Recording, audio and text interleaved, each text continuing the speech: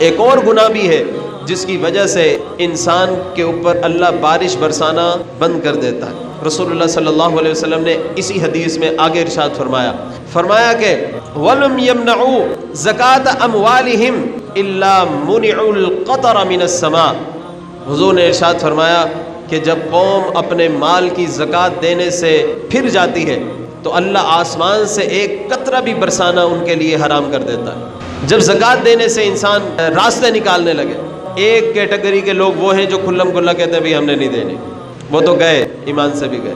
کچھ ہوتے ہیں جو راستہ نکالتے ہیں کہ بھائی میرے پاس پیسے تھے، کوئی ایسا طریقہ ہو جائے زکوٰۃ نہ دینی پڑے، پیسے بچ جائیں، تو وہ پوچھتے ہیں کہ جی اگر سال ہونے سے پہلے میرے پاس پیسے نہ رہیں تو پھر تو ہم کہتے ہیں جی زکوٰۃ نہیں ہوگی۔ اچھا، تو سال ہونے سے ایک مہینہ پہلے وہ سارے پیسے اپنے بیٹے کے اکاؤنٹ میں تمہاری ملک ہو گئے بھائی، پھر اس کے سال ہونے سے پہلے اس کے دوسرے بھائی کے اکاؤنٹ میں، پھر اس کی بہن کے اکاؤنٹ میں، کئی سال تو فیملی کے اندر ہی گزر جاتے ہیں۔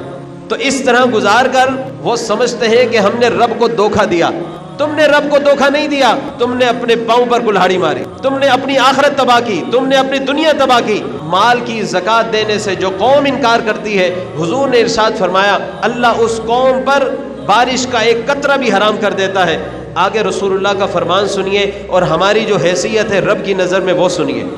یہ جو بارش کبھی کبھی برس جاتی ہے، اس کا سبب یہ نہیں کہ اس دن ہم نے کوئی نیکیاں کر لی ہوتی۔ حضور نے ارشاد فرمایا لولا البہائم لم یمطروا۔ حضور نے فرمایا اگر جانور نہ ہو دنیا میں تو اللہ بارش پھر برسائے نہیں۔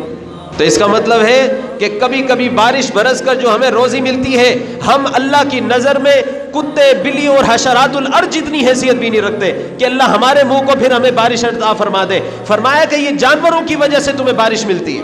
جانور اللہ کی بارگاہ میں روتے ہیں، گڑ گڑاتے ہیں کہ یا رب العالمین ان انسانوں کی خطاؤں کی وجہ سے تو نے ہمیں بھی بارش سے محروم کیا ہوا ہے، ہمیں بھی پانی سے محروم کیا ہوا ہے، ہم بھی مصیبت میں مبتلا ہیں، تو یا اللہ ان کی وجہ سے ہمیں سزا نہ دے۔ پھر اللہ رب العزت ان جانوروں کی وجہ سے ہمیں بارش دیتا ہے۔ تو یہ کہہ سکتے ہیں کہ بھئی کتوں کے وسیلے سے کھا رہے ہیں، بلیوں کی، حشرات اور ارض کے وسیلے سے کھا رہے ہیں۔ یہ جملہ تو پھر کہا جا سکتا ہے کہ انسان گرتے گرتے گرتے اس سطح پر گر جاتا ہے کہ اللہ رب العزت پھر اس پر عذاب نازل کرتا ہے، بارش بند کر دیتا ہے، لیکن پھر جانوروں کی وجہ سے اللہ رحم کرتے ہوئے تھوڑی سی بارش نازل فرماتا ہے۔